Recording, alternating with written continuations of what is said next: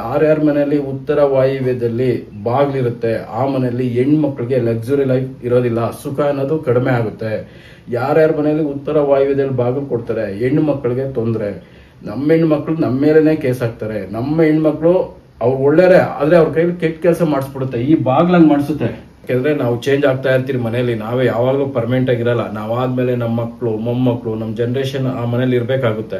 ಯಾರೋ ನಮ್ಮ ತಾತನಿಗೆ ಇಟ್ಟಿರೋ ಹೆಸರು ಪ್ರಕಾರ ಬಾಗಿಲು ಇಟ್ಟಿದ್ದಾರೆ, ಅದ್ರಲ್ಲಿ ನಮ್ಮ ಅಪ್ಪ ಚೆನ್ನಾಗಿ ಬದುಕಬೇಕಲ್ವಾ, ಅವ್ರಾದ್ಮೇಲೆ ನಾನು ಬದುಕಬೇಕು, ನಾನಾದ್ಮೇಲೆ ಮತ್ತೆ ನನ್ನ ಮಕ್ಕಳು ಬಿಟ್ಕೊಟ್ಟು ಹೋಗ್ತಾ ಇರ್ಬೇಕು ನಾವು. ಹಾಗಾಗಿ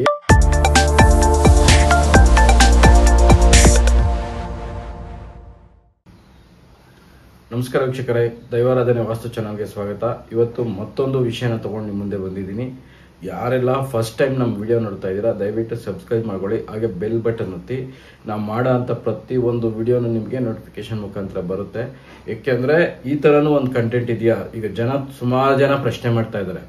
ನಿಮ್ಗೆ ಅದು ಗೊತ್ತಿರಲ್ಲ, ಹೌದು ಈ ಥರನೂ ಒಂದು ಇದೆಯಾ ಸಮಸ್ಯೆ ಅಂತ ನಿಮಗೆ ಅನಿಸುತ್ತೆ. ಹಾಗಾಗಿ ಬೆಲ್ ಬಟನ್ ಒತ್ತಿದಾಗ ನಿಮಗೆ ಪ್ರತಿ ಒಂದು ವಿಡಿಯೋನ ನೋಟಿಫಿಕೇಶನ್ ಮುಖಾಂತರ ಬರುತ್ತೆ. ನಿಮಗೆ ಈ ವಾಸ್ತು ಬಗ್ಗೆ ಇರ್ತಕ್ಕಂಥ ಜ್ಞಾನ ಇನ್ನೂ ಜಾಸ್ತಿ ಆಗ್ತಾ ಹೋಗುತ್ತೆ ಅಂತ ಹೇಳ್ತಾ ಈ ವಿಡಿಯೋನ ಕೊನೆಯ ತನಕ ನೋಡಿ. ಯಾಕೆಂದರೆ ಪ್ರತಿ ಒಂದು ಪಾಯಿಂಟು ಇಂಪಾರ್ಟೆಂಟ್ ಆಗಿರುತ್ತೆ.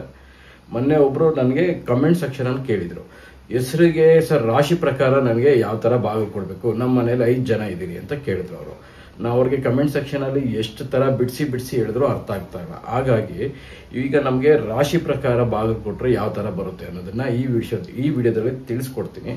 ಈಗ ನಮಗೆ ಫಸ್ಟ್ ಏನಪ್ಪ ಅಂದರೆ 12 ರಾಶಿ ಇದ್ದಾವೆ, ಇರೋದು 4 ದಿಕ್ಕು. ಇನ್ನು ಉಳಿದವ್ರಿಗೆ ಎಲ್ಲಿಂದ ತಂದು ಕೊಡೋದು ಅಲ್ವಾ? ಈಗ ಒಂದು ಮನೆಯಲ್ಲಿ ತಂದೆ ತಾಯಿ 2 ಗಂಡು ಮಕ್ಳು ಇರ್ತಾರೆ ಅಂತ ಇಟ್ಕೊಳ್ಳೋಣ. ಈಗ ತಂದೆ ಬಂದು ಕೃಷ್ಣಪ್ಪ ಅಂತ ಇರ್ತಾರೆ, ಅವ್ರೇನೋ ಬಿಸ್ನೆಸ್ ಮಾಡ್ತಾ ಇರ್ತಾರೆ, ಅವ್ರ ಪಾಡಿಗೆ ಅವ್ರು ದುಡಿತಾ ಇದ್ದಾರೆ. 2 ಮಕ್ಳಿದ್ದಾರೆ, ಸುರೇಶ್ ಮತ್ತೆ ಮಂಜುನಾಥ್ ಅಂತ ಇಟ್ಕೊಳ್ಳಿ. ಈಗ ಕೃಷ್ಣಪ್ಪಗೆ ನಾವು ಬಾಗಿಲು ಕೊಡೋದಾ, ಮಂಜುನಾಥ್ ಕೊಡೋದಾ, ಸುರೇಶ್ ಕೊಡೋದಾ? ಈಗ ದೊಡ್ಡ ಮಗನಿಗೆ ಮದುವೆ ಆಗಿದೆ, ಅವ್ರ ಮಿಸಸ್ ಏನೋ ಬಿಸ್ನೆಸ್ ಮಾಡ್ತಾ ಇದ್ದಾರೆ. ಈಗ ಆ ಹೆಣ್ಮಗುನು ದುಡಿಬೇಕಲ್ವಾ ಚೆನ್ನಾಗಿ. ಈಗ ನಾವು 4 ಜನ ಇದ್ದಾರೆ, ನೆಕ್ಸ್ಟ್ ಇನ್ ಚಿಕ್ಕ ಮಗನ ಮದುವೆ ಆದ್ರೆ ದೊಡ್ಡ ಸೊಸೆ ದುಡಿತಾ ಇದ್ದಾರೆ ಅಂತ ಆಯಮ್ಮನು ಏನೋ ಒಂದು ಉದ್ಯೋಗ ಹುಡುಕೊಳುತ್ತೆ. ಈಗ ನಾವು ಯಾರಿಗೆ ಬಾಗಿಲು ಕೊಡೋದು? ಕೃಷ್ಣಪ್ಪ ಕೊಡೋಣವಾ, ಸುರೇಶ ಕೊಡೋಣ, ಮಂಜುನಾಥ್ ಕೊಡೋಣ, ಇಲ್ಲ ಸೊಸೆ ಹೆಸರು ಕೊಡೋಣ, ನೆಕ್ಸ್ಟ್ ಯಾರ್ಯಾರು ಬರ್ತಾರೆ, ಮೊಮ್ಮಕ್ಕಳೆಲ್ಲ ಬರ್ತಾರೆ.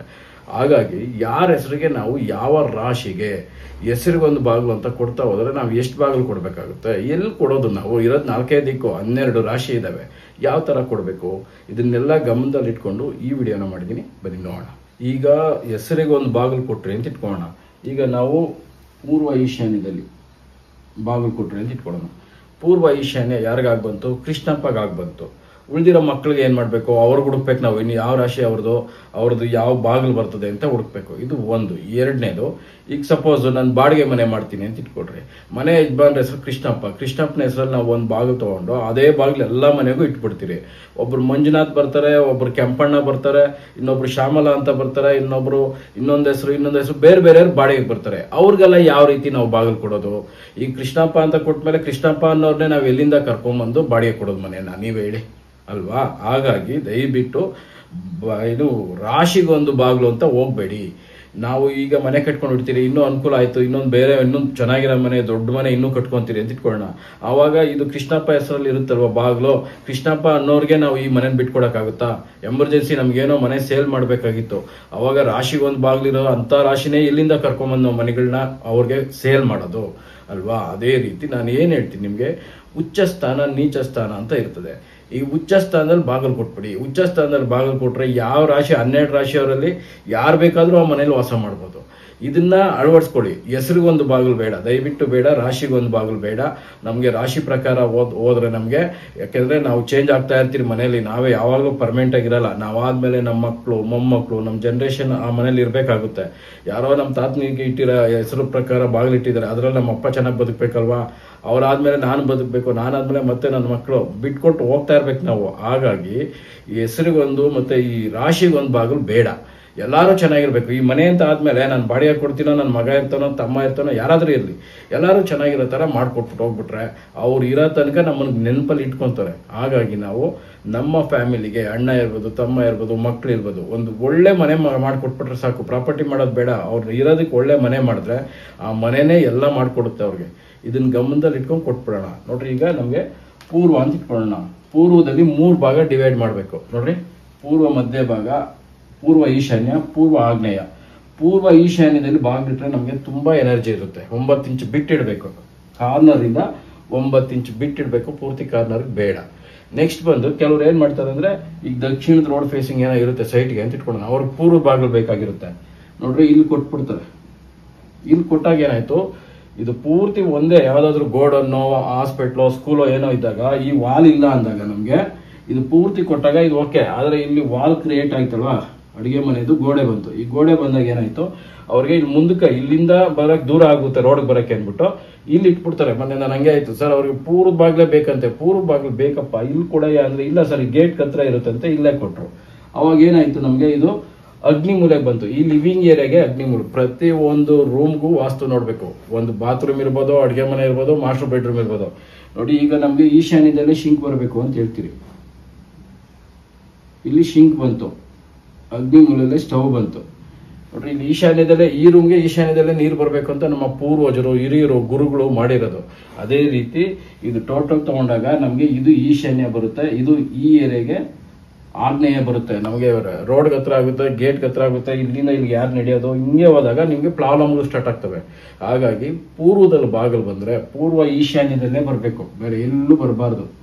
ಇದೆಲ್ಲ ರಾಂಗ್ ಆಗ್ತಾ ಇರುತ್ತೆ. ಇನ್ ಕೆಲವ್ರು ಏನ್ ಮಾಡ್ತೀರಾ, ಸರ್ ಇಲ್ಲಿ 3 ಅಡಿ ಬಿಟ್ಟಿಡ್ತೀನಿ ಅಂತ ಇಟ್ಕೊಳ್ಳಿ, ಬಾತ್ರೂಮ್ ಏನೋ ಅಡ್ಡ ಬರ್ತಾ ಇದೆ ಅಂತ ಇಟ್ಟಾಗ ಅವಾಗ ನಮಗೆ 3 ಅಡಿ ಈ ಈಶಾನ್ಯದಿಂದ 3 ಅಡಿ ಈ ಕಡೆ ಪುಷ್ ಆಯ್ತು ಅಂತ ಇಟ್ಕೊಳ್ಳಿ, ಒಂದ್ ಸ್ವಲ್ಪ ಎನರ್ಜಿ ಕಡಿಮೆ ಆಗ್ತದೆ, ಪಾಸಿಟಿವ್ ಕಡಿಮೆ ಆಯ್ತು.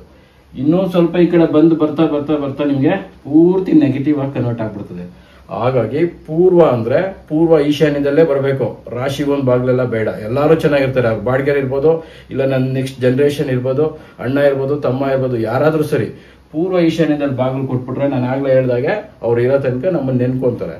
ನೆಕ್ಸ್ಟ್ ಇನ್ನ ಏನಪ್ಪಾ ಅಂದ್ರೆ ಉತ್ತರದಲ್ಲಿ ಎಲ್ಲಿ ಬಾಗಿಲು ಬರಬೇಕು ನೋಡ್ರಿ, ಉತ್ತರ ಮಧ್ಯ ಭಾಗ, ಉತ್ತರ ಈಶಾನ್ಯ, ಉತ್ತರ ವಾಯುವ್ಯ. ಇಲ್ಲೇನ್ ಮಾಡ್ಬೇಕು, ಉತ್ತರ ಈಶಾನ್ಯದಲ್ಲಿ ಕೊಡ್ಬೇಕು ನಾವು. ಉತ್ತರ ಈಶಾನ್ಯದಲ್ಲಿ ಎನರ್ಜಿ ಜಾಸ್ತಿ ಇರುತ್ತೆ. ಹಾಗಾಗಿ 9 ಇಂಚು ಬಿಟ್ಟು ನಾವು ಪೂರ್ವದ ಗೋಡೆಯಿಂದ, ಈ ಗೋಡೆ ಇರುತ್ತಲ್ವಾ, ಕೆಲವ್ರು ಹೇಳ್ತಾರೆ ಇಲ್ಲಿ ಕಾಲಂ ಬಾಕ್ಸ್ ಇದೆ, ಕಾಲಂ ಬಾಕ್ಸ್ ಬಿಟ್ಕೊಡೋದಂತ ಅಲ್ಲ. ಪೂರ್ವದ ಗೋಡೆಯಿಂದ ನಮಗೆ 9 ಇಂಚು ಬಿಟ್ಟು ಬಾಗಿಲು ಕೊಟ್ಟಾಗ ಅದು ಉಚ್ಚ ಸ್ಥಾನ, ಅಲ್ಲಿ ನಮ್ಗೆ ಎನರ್ಜಿ ಜಾಸ್ತಿ ಇರುತ್ತೆ. ಈಗ ಪಶ್ಚಿಮದ ರೋಡ್ ಫೇಸಿಂಗ್ ಇರೋರು ಕೆಲವ್ರು ಏನ್ ಮಾಡ್ತಾರೆ ಅಂದ್ರೆ, ಉತ್ತರದ ಬಾಗಿಲು ಬರ್ಬೇಕು ಅಂದ್ಬಿಟ್ಟು ಈ ಹಾಲ್ಗೆ ಇಲ್ಲಿ ಇಟ್ಕೊಂಡ್ಬಿಡ್ತಾರೆ ಬಾಗಿಲು. ಇದು ಉತ್ತರನ ಅಲ್ವಾ ಸರ್ ಅಂತಾರೆ. ಅರ್ಥ ಮಾಡ್ಕೊಳ್ಳಿ, ಇದು ಫಸ್ಟ್ ಬಂದು ಉತ್ತರ ಈಶಾನ್ಯ ಉಚ್ಚ ಸ್ಥಾನ, ಎನರ್ಜಿ ಜಾಸ್ತಿ ಇರುತ್ತೆ. ಇದು 3 ಅಡಿ ಬಿಟ್ಟು ಈ ಕಡೆ ಬಂದಾಗ ನೀವು ಅವಾಗ ಏನಾಗುತ್ತೆ, ಸ್ವಲ್ಪ ಎನರ್ಜಿ ಕಡಿಮೆ ಆಯ್ತು. ಈಗ ಏನ್ ಮಾಡ್ತಾರೆ, ಎಲ್ಲ ಹಾಲ್ಗೆ ಉತ್ತರದ ಬಾಗಿಲು ಒಳ್ಳೇದು ಅಂದ್ಬಿಟ್ಟು ಇಲ್ಲಿ ಇಟ್ಕೊಂಡ್ಬಿಟ್ರಿ. ಉತ್ತರದ ಬಾಗಿಲು ಒಳ್ಳೇದು ಎಲ್ಲಿ, ಉತ್ತರ ಈಶಾನ್ಯದಲ್ಲಿದ್ದಾಗ ಅದು ಈ ಕಡೆ ಪುಷ್ ಆಗ್ತಾ ಆಗ್ತಾ ನೆಗೆಟಿವ್ ಆಗಿ ಕನ್ವರ್ಟ್ ಆಗ್ತಾ ಬರುತ್ತೆ, ನಿಮ್ಗೆ ಗೊತ್ತಾಗಲ್ಲ. ಇನ್ ಕೆಲವ್ರು ಏನ್ ಮಾಡ್ತಾರೆ ಅಂದ್ರೆ, ಫಸ್ಟ್ ಫ್ಲೋರ್ ಸೆಕೆಂಡ್ ಫ್ಲೋರ್ ಅಲ್ಲಿ ಇಲ್ಲಿ ಬೆಡ್ರೂಮ್ಗೆ ಬಾಲ್ಕನಿ ಕೊಟ್ಬಿಡ್ತಾರೆ. ನೋಡ್ರಿ, ಉತ್ತರ ವಾಯುವ್ಯ ಟೋಟಲ್ ಇಲ್ಲಿ ಕೊಟ್ಟರು ಅಷ್ಟೇ, ಹಾಲಲ್ಲಿ ಕೊಟ್ಟರು ಅಷ್ಟೇ, ಮೇಲೆ ಬಾಲ್ಕನಿಯಲ್ಲಿ ಉತ್ತರ ಕೊಟ್ಟರು ಅಷ್ಟೇ. ಯಾರ್ಯಾರ ಮನೆಯಲ್ಲಿ ಉತ್ತರ ವಾಯುವ್ಯದಲ್ಲಿ ಬಾಗ್ಲಿರುತ್ತೆ ಆ ಮನೆಯಲ್ಲಿ ಹೆಣ್ಮಕ್ಳಿಗೆ ಲಕ್ಸುರಿ ಲೈಫ್ ಇರೋದಿಲ್ಲ, ಸುಖ ಅನ್ನೋದು ಕಡಿಮೆ ಆಗುತ್ತೆ. ಯಾರ್ಯಾರ ಮನೆಯಲ್ಲಿ ಉತ್ತರ ವಾಯುವ್ಯದಲ್ಲಿ ಬಾಗಿಲು ಕೊಡ್ತಾರೆ ಹೆಣ್ಣು ಮಕ್ಕಳಿಗೆ ತೊಂದರೆ. ನಮ್ಮ ಹೆಣ್ಮಕ್ಳು ನಮ್ಮ ಮೇಲೇನೆ ಕೇಸ್ ಹಾಕ್ತಾರೆ. ನಮ್ಮ ಹೆಣ್ಮಕ್ಳು ಅವ್ರು ಒಳ್ಳೆಯರೆ, ಆದ್ರೆ ಅವ್ರ ಕೈಲಿ ಕೆಟ್ಟ ಕೆಲಸ ಮಾಡಿಸ್ಬಿಡುತ್ತೆ. ಈ ಬಾಗ್ಲಂಗ್ ಮಾಡಿಸುತ್ತೆ. ನಮ್ಮ ಮಕ್ಳು ಒಳ್ಳೆಯರೆ, ಈ ಬಾಗ್ಲು ಆ ರೀತಿ ಮಾಡಿಸುತ್ತೆ. ಉತ್ತರ ವಾಯುವ್ಯದಲ್ಲಿ ಯಾರ್ಯಾರು ಬಾಗಿಲು ಇಟ್ಕೊಂಡಿದ್ದೀರಾ, ಕೋರ್ಟು ಕಚೇರಿ ಅಲಿಬೇಕಾಗುತ್ತೆ. ಹೆಣ್ಣು ಮಕ್ಕಳಿಗೆ ಸುಖ ಅನ್ನೋದೇ ಇರೋದಿಲ್ಲ. ಹಾಗಾಗಿ ಉತ್ತರ ಅಂದ್ರೆ ನಮ್ಗೆ ಎಲ್ಲಾ ಒಳ್ಳೇದಲ್ಲ, ಉತ್ತರ ಈಶಾನ್ಯ ಮಾತ್ರ ಒಳ್ಳೇದು ನಮ್ಗೆ. ಇದನ್ನ ಗಮನದಲ್ಲಿ ಇಟ್ಕೊಂಡು ಉತ್ತರದ ಬಾಗಿಲು ತಗೊಳ್ಳಿ. ಎಲ್ಲಂದ್ರಲ್ಲಿ ಬಾಲ್ಕನಿ ತಗೊಂಬೇಡಿ. ನಮ್ಗೆ ರೋಡ್ ವ್ಯೂ ಚೆನ್ನಾಗಿದೆ, ನಾನ್ ಚೆನ್ನಾಗಿದ್ರೆ ಎಲ್ಲ ವ್ಯೂ ಆಮೇಲೆ. ಹಾಗಾಗಿ ಬಾಲ್ಕನಿಗಳೆಲ್ಲ ದಯವಿಟ್ಟು ಕೊಡ್ಬೇಡಿ. ಯಾರ್ಯಾರ ಮನೇಲಿ ಕೊಟ್ಟಿದ್ದಾರೆ ಆ ಹೆಣ್ಮಕ್ಳು ನೋಡಿ, ಅವ್ರು ತುಂಬಾ ಕಣ್ಣೀರ್ ಆಗ್ತಾ ಇರ್ತಾರೆ. ದೊಡ್ಡ ದೊಡ್ಡ ಶ್ರೀಮಂತರು ಆಚೆಗೆ ಹೇಳಂಗಿಲ್ಲ, ಸುಮ್ಮನೆ ಇರಂಗಿಲ್ಲ ಅವ್ರ ಯಜಮಾನ್ಗಳ ಬಗ್ಗೆ, ಆ ತರ ಇರುತ್ತೆ ಪ್ರಾಬ್ಲಮ್ಗಳು. ಹಾಗಾಗಿ ಉತ್ತರ ವಾಯುವ್ಯದಲ್ಲಿ ಯಾವುದೇ ಕಾರಣಕ್ಕೂ ಬಾಗಿಲುಗಳು ಕೊಡ್ಬೇಡಿ. ವಿಂಡೋ ಕೊಟ್ಕೊಳ್ಳಿ, ವಿಂಡೋದಲ್ಲಿ ನಾವು ಓಡಾಡಲ್ಲ, ಬಾಗಿಲು ಕೊಟ್ರೆ ಓಡಾಡ್ತೀರಿ. ಇದ್ರಷ್ಟು ನೀಚ ಸ್ಥಾನ ಇನ್ನೊಂದಿಲ್ಲ ಉತ್ತರ ವಾಯುವ್ಯ. ಅದು ಉತ್ತರ ವಾಯುವ್ಯ ಅಂದ್ರೇನೆ ಅದೊಂದು ಎನರ್ಜಿ. ಅದನ್ನ ಹೆಂಗ್ ಬಳಸ್ಕೊಬೇಕು ಹಂಗ್ ಬೆಳೆಸ್ಕೊಂಡ್ರೆ ಭಗವಂತ ನಮ್ಮನ್ನು ತುಂಬಾ ಚೆನ್ನಾಗಿ ಇಟ್ಟಿರ್ತಾನೆ. ಅದು ವಿರುದ್ಧವಾಗಿ ಮಾಡಿದ್ರೆ ಭಗವಂತ ಭೂಮಿಲಿ ಹಾಕಿ ತುಳಿದಾಕ್ತಾನೆ. ಯಾರ ಮೇಲಾದ್ರೂ ಕೋಪ ಇದ್ರೆ ಅವ್ರಿಗೆ ಒಂದು ಹಳೆ ದಾರಿ ಕೊಡ್ಸ್ಬಿಡಿ, ರಿಪೇರಿ ಮಾಡಿ ಮಾಡಿ ಅವ್ನು ಅಲ್ಲೇ ಸತ್ತೋತಾನೆ ಅಂತ ಹೇಳ್ತಿದ್ರು. ಅದು ಹಳೆ ಮಾತು. ಇವಾಗ ಮಾತೇನಪ್ಪ ಅಂದ್ರೆ ನೋಡ್ರಿ, ಈ ಲಿವಿಂಗ್ ಏರಿಯಾಗ ಉತ್ತರ ವಾಯುವ್ಯದಲ್ಲಿ ಬಾಗ್ಲು, ಮಾಸ್ಟರ್ ಬೆಡ್ರೂಮ್ಗೆ, ಈ ಬೆಡ್ರೂಮ್ಗೆ ಇದು ಈಶಾನ್ಯ ಆದ್ರೂ ನಾವು ಟೋಟಲ್ ಪ್ರಾಪರ್ಟಿ ತಗೊಂಡಾಗ ಇದು ವಾಯುವ್ಯ ಆಗೋಯ್ತು. ಬಾಲ್ಕನಿ ಕೊಡೋದು, ಇಲ್ಲಿ ಬಾತ್ರೂಮ್ ಇರುತ್ತೆ, ಈ ಬಾತ್ರೂಮ್ಗೆ ಇಲ್ಲಿ ಬಾಗಿಲು ಕೊಡೋದು. ನೋಡಿ, ಇದು ಉತ್ತರ ಈಶಾನ್ಯದಲ್ಲಿ ಕೊಡಲ್ಲ, ನೀವು ಉತ್ತರ ವಾಯುವ್ಯದಲ್ಲಿ ಕೊಟ್ಟಿರ್ತೀರಾ. ಇನ್ ಕೆಲವ್ರು ಏನ್ ಮಾಡ್ತಾರೆ ಅಂದ್ರೆ, ಇದು ಗೋಡೆ ಇಷ್ಟಿರುತ್ತೆ ಗೋಡೆ, ಇದು ಬಾಗಿಲು ಕೊಟ್ಟಿರ್ತಾರೆ. ಉತ್ತರ ವಾಯುವ್ಯ. ಇಂಥದ್ದು ಒಂದು ಬಾಗಿಲು ಈ ಹಾಲಲ್ಲಿ ಕೊಟ್ಟರು ಅಷ್ಟೇ, ಮೇಲೆ ಬಾಲ್ಕನಿಯಲ್ಲಿ ಕೊಟ್ಟರು ಅಷ್ಟೇ, ಈ ವಾಯುವ್ಯದಲ್ಲಿ ಕೊಟ್ಟರು ಅಷ್ಟೇ. ಇದು ನೋಡಿ ದಕ್ಷಿಣ ಮಧ್ಯ ಭಾಗದಲ್ಲಿ ಮನೇಲಿ ವಾಶ್ರೂಮ್ ಇರುತ್ತೆ ಅಂತ ಇಟ್ಕೊಳ್ಳೋಣ. ಇದಕ್ಕೆ ಉತ್ತರ ಈಶಾನ್ಯದಲ್ಲಿ ಇಲ್ಲಿ ಬಾಗಿಲು ಕೊಡಬೇಕು. ಕೆಲವ್ರು ಏನ್ ಮಾಡ್ತಾರೆ, ಇಲ್ಲಿ ಬಾಗಿಲು ಕೊಡ್ತಾರೆ, ಇಲ್ಲಿ ಹ್ಯಾಂಡ್ ವಾಶ್ ಹಾಕ್ಬಿಡ್ತಾರೆ, ಇಲ್ಲಿ ಬಾಗಿಲು ಕೊಟ್ಬಿಡ್ತಾರೆ. ಇಂಥದ್ದೊಂದು ಬಾಗಿಲು ಕೊಟ್ರೆ ನಿಮ್ದು ಎಷ್ಟು ದೊಡ್ಡ ಅರಮನೆ ಇದ್ರೂ ಭಗವಂತ ಮುನ್ಸಾಕ್ತಾನೆ. ಹಾಗಾಗಿ ಉತ್ತರ ಈಶಾನ್ಯ ಉಚ್ಚಸ್ಥಾನ, ಅಲ್ಲಿಂದ ಬಾಗಿಲು ಪುಷ್ ಆದಂಗೆಲ್ಲ ಸ್ವಲ್ಪನೇ ಎನರ್ಜಿ ಕಡಿಮೆ ಆಗ್ತಾ ಬರುತ್ತೆ. ಅರ್ಧದಿಂದ ಈ ಯಾವುದೇ ಏರಿಯಾಕ್ಕಾಗ್ಲಿ ಅರ್ಧದಿಂದ ವಾಯುವ್ಯಕ್ಕೆ ಬಂದ್ರೆ ಅಲ್ಲಿಗೆ ಆ ಮನೆ ಕೆಲಸ ಕೆಟ್ಟೋಯ್ತು ಅಂತ ಅರ್ಥ. ಎಷ್ಟೋ ಮನೆಗಳು ಉತ್ತರ ವಾಯುವ್ಯ ಬಾಗಿಲು ಕೊಡ್ತಿದ್ದಂಗೆ ನಿಂತೋಗ್ಬಿಟ್ಟಿದ್ದಾವೆ. ಕೆಲವ್ರು ಕಟ್ಟಿದ್ದಾರೆ, ಏನಂದ್ರೆ ಅವ್ರು ಹುಟ್ಟಿರೋ ಡೇಟಾ ಪ್ರಕಾರ ಅವ್ರಿಗೆ ಆ ಏಜ್ ಅಲ್ಲಿ ಮನೆ ಕಟ್ಟ ಯೋಗ ಅಂತ ಇರುತ್ತೆ, ಅವ್ರು ಕಟ್ಕೊಂಡ್ಬಿಡ್ತಾರೆ. ಆ ರಾಜಯೋಗ ಯಾವಾಗ ಮುಗಿಯುತ್ತೆ ಆಮೇಲೆ ಈ ಬಾಗಿಲುಗಳು ಕೆಲಸ ಮಾಡಕ್ ಸ್ಟಾರ್ಟ್ ಮಾಡುತ್ತೆ. ನೆಗೆಟಿವ್ ಹೇಳ್ತಾರೆ ಕೆಲವರು, ಸರ್ ಗೃಹ ಪ್ರವೇಶ ಆದ್ಮೇಲೆ 2 ವರ್ಷ ತುಂಬಾ ಚೆನ್ನಾಗಿತ್ತು, ಆಮೇಲೆ ಪ್ರಾಬ್ಲಮ್ ಸ್ಟಾರ್ಟ್ ಆಯ್ತು ಅಂತ. ಏನಕ್ಕೆ ಅಂದ್ರೆ ಆ ಟೈಮಲ್ಲಿ ನಿಮ್ಗೆ ರಾಜಯೋಗ ನಡೀತಾ ಇರ್ತದೆ, ಟೈಮ್ ಚೆನ್ನಾಗಿರುತ್ತೆ, ಗುರುಬಲ ಇರುತ್ತೆ. ಅವಾಗ ಇದೆಲ್ಲ ಕಾಣಲ್ಲ ನಿಮ್ಗೆ. ಆ ಗುರುಬಲ ಕಳೀತಿದ್ದಂಗೆ ಇವೆಲ್ಲ ಬಂದು ಮುಂದೆ ಕುತ್ಕೊಂತವೆ, ಹೇಳಪ್ಪ ಈಗ ಉತ್ತರ ನಿನ್ನು ಅಂತ. ಅವಾಗ ನಮ್ಮ ಹತ್ರ ಉತ್ತರ ಇರೋದಿಲ್ಲ. ಹಾಗಾಗಿ ನೀವು ಮನೆಗಳು ಮಾಡ್ಕೊಬೇಕಾದ್ರೆ ಯಾರನ್ನಾದ್ರೂ ಒಬ್ಬರನ್ನ ವಾಸ್ತವನ ಕರೆಸಿ ತೋರಿಸ್ಕೊಂಡು ನಾವು ಹೇಳ್ತೀವಿ. ಯಾಕೆ ನಾವು ದಿನಕ್ಕೆ 4 ಮನೆ 5 ಮನೆ ವಿಸಿಟಿಂಗ್ ಮಾಡ್ತಾ ಇರ್ತೀರಿ, ನಮ್ಗೆ ಇದ್ರ ಬಗ್ಗೆ ಅನುಭವ ಇರುತ್ತೆ. ಈಗ ನೀವು ಯಾವುದೋ ಒಂದು ಫೀಲ್ಡ್ ಅಲ್ಲಿ ಅನುಭವ ಇರುತ್ತೆ, ನಾವು ಅವಾಗ ನಮ್ಗೆ ಆ ಕೆಲಸ ಬೇಕಾದಾಗ ನಾವು ನಿಮ್ಮನ್ನು ಬಳಸ್ಕೊಬೇಕು. ನಿಮಗೆ ಮನೆ ಕಟ್ಟಬೇಕಾದ್ರೆ ದಯವಿಟ್ಟು ಕರ್ಸ್ಕೊಂಡು ಇದನ್ನೆಲ್ಲ ನೀಟಾಗಿ ನಿಮ್ಗೆ ಪ್ಲಾನ್ ಬರ್ತಿದ್ದಂಗೆ ಫಸ್ಟ್ ವಾಸ್ತವ ಹತ್ರ ಹೋಗ್ಬೇಕು, ಆಮೇಲೆ ಉಳಿದಿದ್ದ ಕೆಲಸಗಳೆಲ್ಲ ಇದನ್ನ ಗಮನದಲ್ಲಿ ಇಟ್ಕೊಂಡು ಮಾಡ್ಕೊಳ್ಳಿ. ಇನ್ನು ನೆಕ್ಸ್ಟ್ ಬಂದು ನಮಗೆ ಪಶ್ಚಿಮದಲ್ಲಿ ಯಾವ್ದು ಉಚ್ಚಸ್ಥಾನ ನೋಡ್ರಿ. ಪಶ್ಚಿಮ ಬಂತಲ್ವಾ, ಪಶ್ಚಿಮನ 3 ಭಾಗವಾಗಿ ಡಿವೈಡ್ ಮಾಡಬೇಕು. ಪಶ್ಚಿಮ ವಾಯುವ್ಯ, ಪಶ್ಚಿಮ ನೈಋತ್ಯ. ಇಲ್ಲಿ ನೀಚ ಸ್ಥಾನ ಬಂದು ಪಶ್ಚಿಮ ನೈಋತ್ಯ, ಇದು ನೀಚ ಸ್ಥಾನ, ಇಲ್ಲಿ ಬಾಗಿಲು ಬರಬಾರ್ದು. ನೆಕ್ಸ್ಟ್ ಬಂದು ನಮ್ಗೆ ಉಚ್ಚಸ್ಥಾನ ಯಾವ್ದಪ್ಪ ಅಂದ್ರೆ ಪಶ್ಚಿಮ ವಾಯುವ್ಯ ಉಚ್ಚಸ್ಥಾನ. ಬಾಗಿಲು ಪಶ್ಚಿಮದ ಬಾಗಿಲು ಬೇಕು ಅನ್ನೋರು ಈ ಜಾಗದಲ್ಲಿ 9 ಇಂಚ್ ಬಿಟ್ಟು ಕೊಡ್ಬೇಕು. ಇನ್ ಕೆಲವ್ರು ಏನ್ ಮಾಡ್ತಾರೆ, ಪಶ್ಚಿಮದ ರೋಡ್ ಫೇಸಿಂಗ್ ಇರೋರು ಭಾರಿ ಬುದ್ಧಿವಂತರು, ಅವ್ರು ನಮಗೆ ಉತ್ತರದ ಬಾಗಿಲು ಬೇಕು ಅಂದ್ಬಿಟ್ಟು ನಾನು ಆಗ್ಲೇ ಹೇಳ್ದಂಗೆ ಇದನ್ನ ಕಟ್ ಮಾಡ್ತಾರೆ, ಇದನ್ನ ಪಾರ್ಕಿಂಗ್ ಮಾಡ್ಬಿಟ್ಟು ಇಲ್ಲಿ ಡೋರ್ ಕೊಟ್ಬಿಡ್ತಾರೆ, ಉತ್ತರದ ಡೋರ್ ಬೇಕು ಅಂತ. ನಾನು ಆಗ್ಲೇ ಹೇಳಿದ್ದೀನಿ, ಉತ್ತರ ಈಶಾನ್ಯ ಉಚ್ಚಸ್ಥಾನ ಇಲ್ಲಿ ಬಾಗಿಲು ಬರಬೇಕು. ಇದು ಬರ್ತಾ ಇದು ಪೂರ್ತಿ ನೀಚ ಸ್ಥಾನ ಆಗುತ್ತೆ. ಹಾಗಾಗಿ ಪಶ್ಚಿಮದ ರೋಡ್ ಫೇಸಿಂಗ್ ಇರೋರು ನಮ್ಗೆ ಏನಿದ್ರು ಇಲ್ಲೇ ಬರ್ಬೇಕು ಬಾಗಿಲು. ಪಶ್ಚಿಮ ವಾಯುವ್ಯ, ಉತ್ತರ ವಾಯುವ್ಯದಲ್ಲಿ ನೀಚ ಸ್ಥಾನ, ಪಶ್ಚಿಮ ವಾಯುವ್ಯ ಉಚ್ಚಸ್ಥಾನ. ಸರ್ ಎರಡು ಒಂದೇ ಅಲ್ವಾ ಅಂತ ಕೇಳ್ತಾರೆ ಎಲ್ಲರೂ. ನೋಡಿ, ಇದು ಉತ್ತರ ವಾಯುವ್ಯ, ಇಲ್ಲಿ ಬಾಗಿಲು ಬರಬಾರ್ದು, ಬಾಗಿಲಾಗ್ಬೋದು ಮತ್ತೆ ಗೇಟ್ ಆಗ್ಬೋದು, ಏನೇ ಆಗಲಿ ಉತ್ತರ ವಾಯುವ್ಯ ಬರಬಾರ್ದು. ಪಶ್ಚಿಮ ವಾಯುವ್ಯ ತುಂಬಾ ಒಳ್ಳೇದಾದಂತ ಜಾಗ ಪಶ್ಚಿಮದ ಮನೆಗೆ. ನೆಕ್ಸ್ಟ್ ಬಂದು ನಮಗೆ ದಕ್ಷಿಣ. ನೋಡ್ರಿ, ದಕ್ಷಿಣ ಅಷ್ಟೇ 3 ಭಾಗ ಆಗಿ ಡಿವೈಡ್ ಮಾಡಬೇಕು. ದಕ್ಷಿಣ ಆಗ್ನೇಯ ಉಚ್ಚಸ್ಥಾನ ಬರುತ್ತೆ, ದಕ್ಷಿಣ ನೈಋತ್ಯ ನೀಚ ಸ್ಥಾನ, ಎಲ್ಲೂ ಬರಬಾರ್ದು.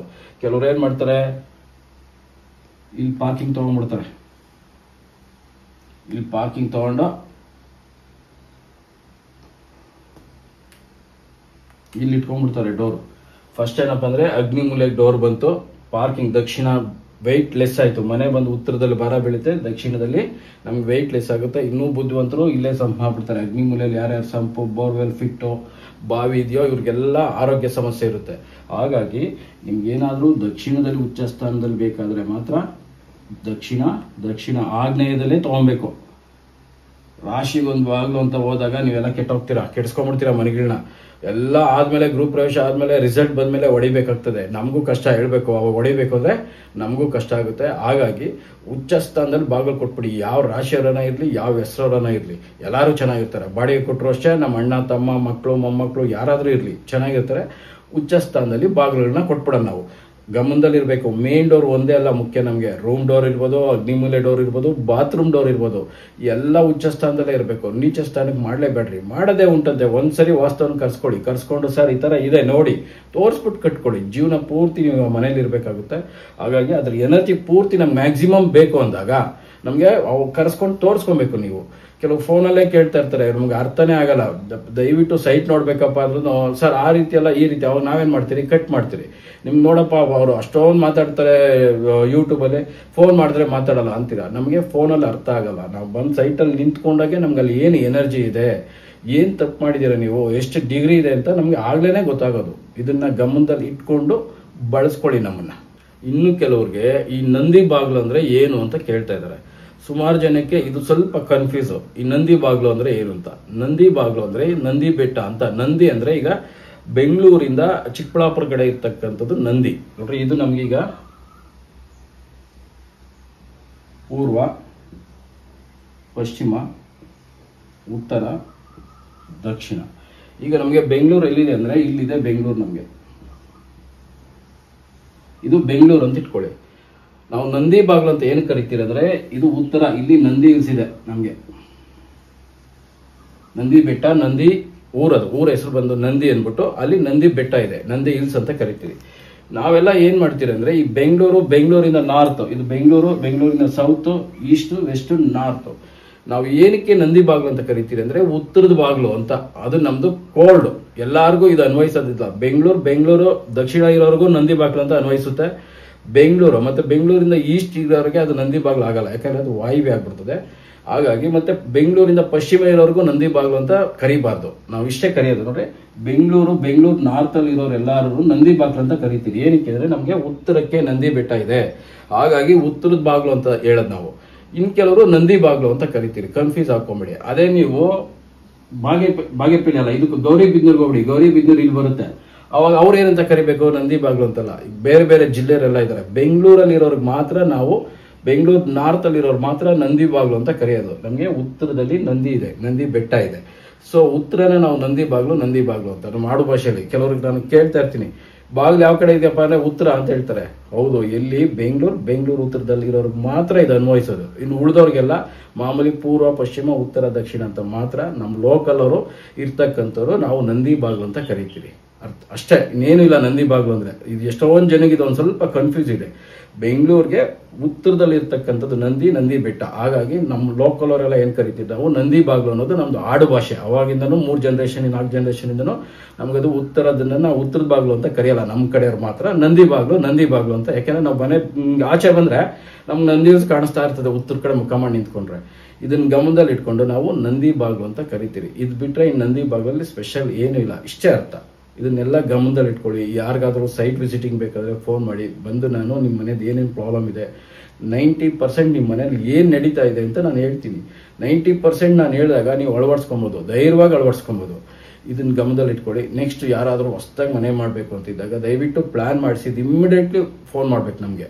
ಯಾಕೆಂದ್ರೆ ಭೂಮಿ ಲೆವೆಲ್ ಬಂದ್ಬಿಟ್ಟಿರ್ತದೆ, ಅವಾಗ ಫೋನ್ ಮಾಡ್ತಾರೆ. ಅವಾಗೆಲ್ಲ ಚೇಂಜಸ್ ಮಾಡಬಾರ್ದು ಅಂತಲ್ಲ. ನೀವು ಗೋಡೆ ಎದ್ದಿದ್ರು ಅಷ್ಟೇ ಹೊಡಿಲೇಬೇಕಾಗುತ್ತೆ.